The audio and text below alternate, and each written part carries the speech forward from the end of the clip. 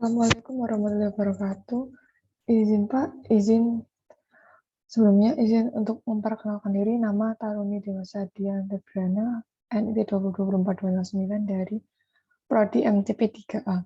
Pada video presentasi kali ini, saya akan mempresentasikan mengenai prosedur pengoperasian lokomotif diesel elektrik. Sebelumnya kan sudah kita mempelajari mengenai peralatan dulu, lalu ada persiapan, lalu kita sekarang masuk ke prosedur pengoperasian. Untuk bahasan yang ada di dalam PowerPoint saya kali ini cukup banyak. Yang pertama ada menggerakkan lokomotif, mempertahankan kecepatan, mengurangi kecepatan, pengaturan pengereman, kembali arah, teknik perdinasan lokomotif, menarik lokomotif mati, melewati jalan banjir, dan juga melewati meso. Untuk yang pertama, menggerakkan lokomotif.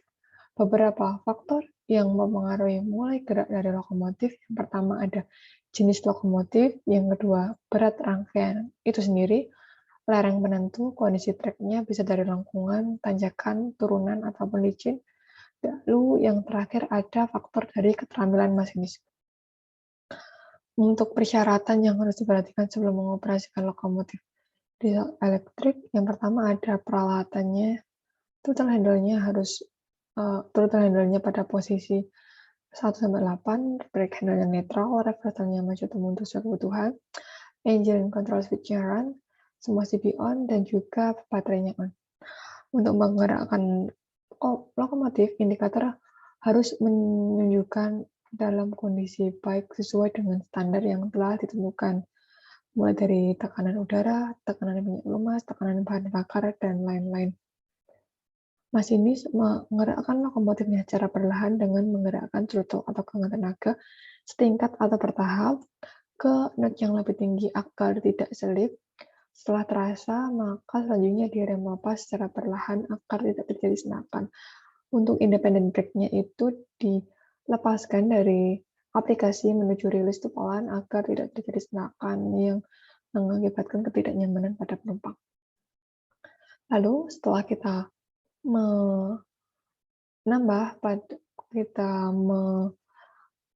mempercepat atau melakukan percepatan pada lokomotif untuk mempertahankan kecepatannya, masinis berusaha agar kecepatannya berjalan dengan stabil atau konstan. Baik pada jalan datar, turunan maupun tanjakan harus dapat mengatur posisi dari throttle handle yang memperhatikan speedometer dan juga load meter.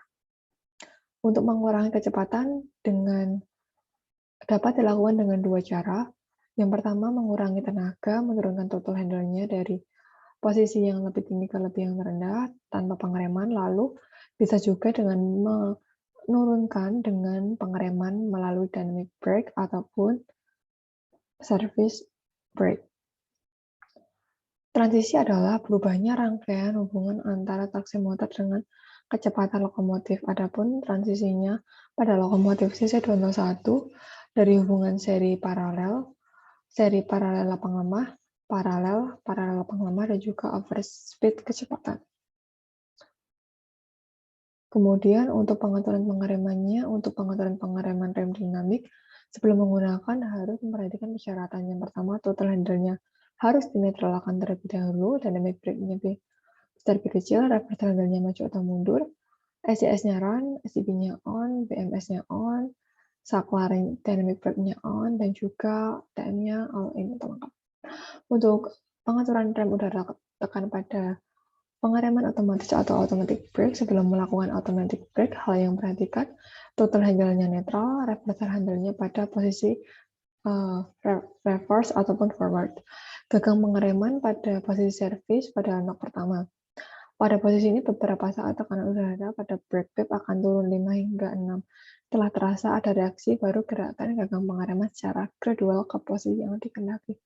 Jadi untuk pengereman itu dilakukan secara bertahap, jangan langsung karena akan mengakibatkan setakan pada lokomotif.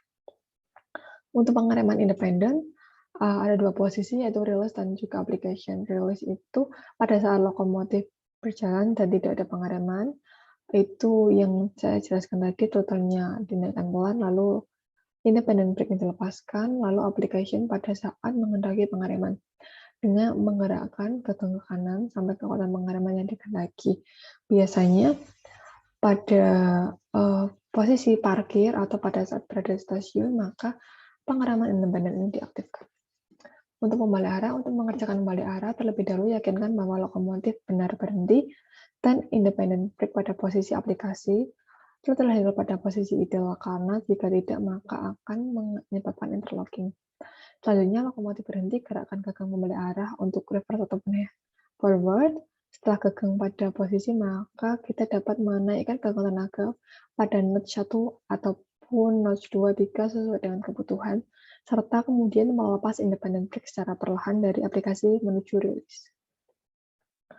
Untuk teknik pendinasan lokomotif, dinasan lokomotif itu terbagi menjadi dua, yaitu lokomotif tunggal dan juga ganda. Untuk lokomotif ganda ini terdiri atas pelayanan individu, tiap lokomotif sendiri, ataupun multiple unit, 2 lokomotif, 1 masinis, lokomotif ganda dua-duanya di depan, lokomotif ganda satu di depan, ataupun di belakang. Lalu yang ketiga ada kereta api dengan lokomotif. Untuk prosedur lokomotif tunggal dapat dilihat pada tabel.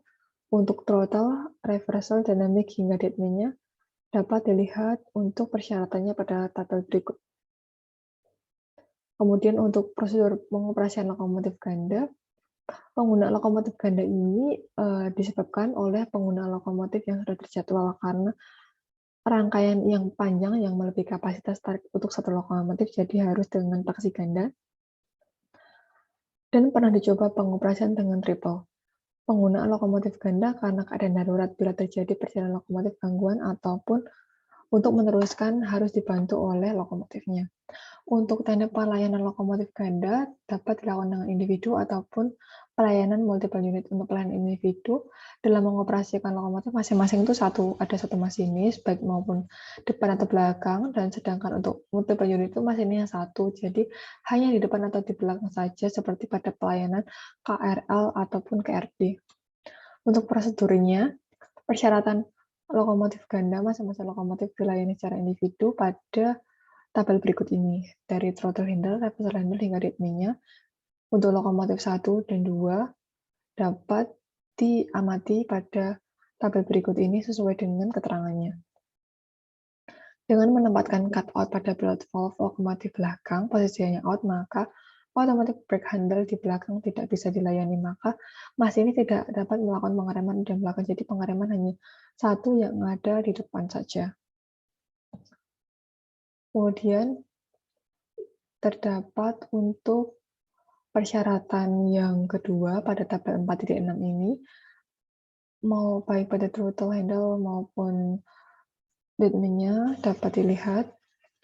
Untuk selanjutnya yaitu menarik lokomotif mati, hal-hal yang perlu diperhatikan ataupun syaratannya dapat dilihat untuk lokomotif 1 dan lokomotif mati pada tabel berikut ini. Dari throttle hingga deadman-nya, masing-masing lokomotif ada ketentuannya sendiri, baik lokomotif yang menarik ataupun lokomotif yang ditarik.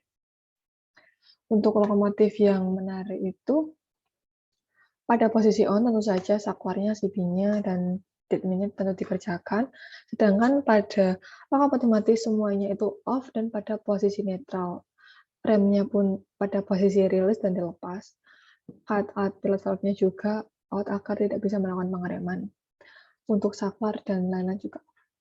Untuk melewati jalan banjir, kalau mengoperasikan di jalan banjir, lokomotif dapat dijalankan hanya pada ketinggian maksimum 6,35 cm di atas kepala rel dengan kecepatan maksimum 5 km per jam. Pengaturan ini karena traksi motor pada poros roda sehingga jarak ketinggian antara TM dengan rel sangat sedikit, traksi motor dengan rel sangat sedikit, jadi jaraknya itu hanya 6,5 cm. Jadi bila nanti banjirnya lebih dari itu, maka akan mengganggu traksi motor yang tentu saja akan mengganggu perjalanan dari lokomotif itu sendiri. Jadi toleransinya itu hanya 6,35 cm.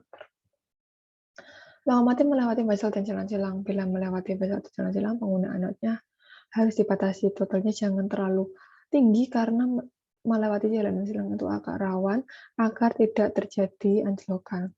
Semakin tinggi maka arusnya semakin tinggi, maka akan semakin Besar pula flashover, dianjurkan posisinya dengan tenaganya itu maksimum pada 5 saja, sekitar kecepatan kurang dari 30 km per jam agar tidak menyebabkan anjlokan. Kemudian berikut ini merupakan tabel untuk kelaikan operasi pada lokomotif. Dapat dilihat pada mesin dieselnya, ada ketentuannya ukurannya. Pada sistem udara dan pengereman juga ada ketentuannya masing-masing yang dapat dilihat pada tabel. Kemudian yang selanjutnya untuk ketentuan yang selanjutnya ada ketebalan rem, ada diameter dari perangkat atau rangka bawah dan juga sistem transisi yang ada di lokomotif. Semuanya ada ketentuannya yang membuktikan bahwa lokomotif itu layak untuk operasi. Terima kasih, sekian presentasi dari saya mengenai prosedur untuk pengoperasian lokomotif diesel elektrik. Sekian, wassalamualaikum warahmatullahi wabarakatuh.